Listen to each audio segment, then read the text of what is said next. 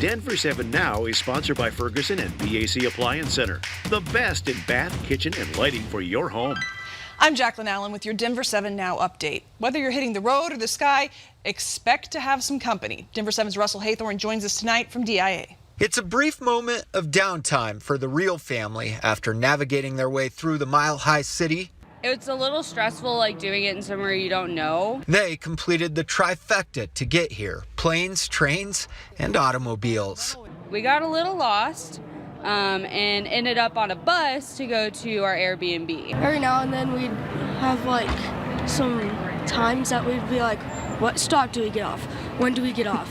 And like we'd be like super confused, but then we'd always get there. That's the name of the game for millions of Americans. Just get there. Flown DIA a lot around the holidays to get home from school, and it's usually been pretty rough. There's a lot of people out and about, so you got to navigate your way. At DIA today, the United ticket counter lines wrapped all the way around the corner and into the main terminal on level 6. More than 2.5 million passengers are expected to pass through DIA between December 20th and January 2nd, a 4% increase over last year and an all-time record for holiday travel. So we just decided that for Christmas we wanted to come up here, enjoy the snow and the nice weather. Hey, come down to me. Come on. New video tonight of Saturday's harrowing escape from a burning Jefferson County condo complex. Some people had to jump from windows to escape.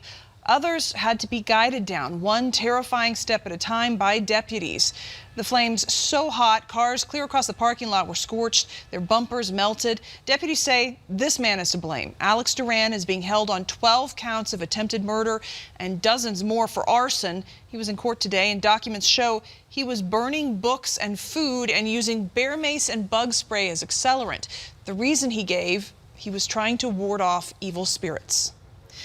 Personal issues appear to have caught up with the attorney representing the driver in the deadly I-70 pileup. Robert Corey has become one of the best-known lawyers in Denver, and not necessarily for the right reason. He has been arrested 4 times since June for allegations such as holding his wife hostage and swinging a sword at a crowd. Corey confirmed to us today he's no longer representing Rohel Aguilera Medeiros, who is accused of causing the fiery semi-crash that killed 4 people in April.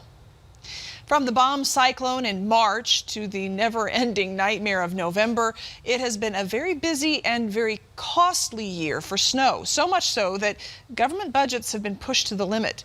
Denver 7's Megan Lopez tonight with how these storms bury bank accounts. A bomb cyclone so powerful the governor's declared a state of emergency. When it comes to the weather, tonight, hundreds of cars are just abandoned on the roadways. 2019 certainly.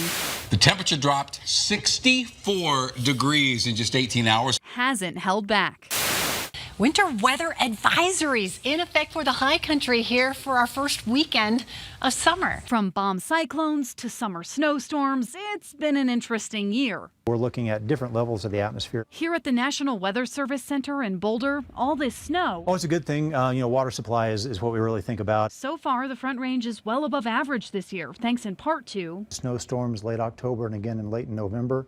And so that's really bumped our numbers up. And while it's good for our water supply, it definitely impacted our budget. Cities and counties say it's taken a toll on their snow removal budget. In Adams County, I think we're almost at 195%, so we're almost 100% over what we typically would spend. It also overspent in overtime for employees by about $50,000 to $60,000. And Adams County isn't alone. Douglas County is about $300,000 over budget for snow removal thanks to the rough weather. But those big snowstorms like the bomb cyclone aren't necessarily the most expensive. The ones that tend to consume more material would be, surprisingly, some of the smaller or lower accumulation events where we're dealing with a lot of ice and cold temperatures. Back at the National Weather Service, this is looking at moisture high up in the atmosphere. Tracking the snow is a science, but predicting what this means for next year, that kind of outlook type is very difficult. So with a new year approaching, it's up to cities and counties to determine whether their snow removal budget is enough for 2020.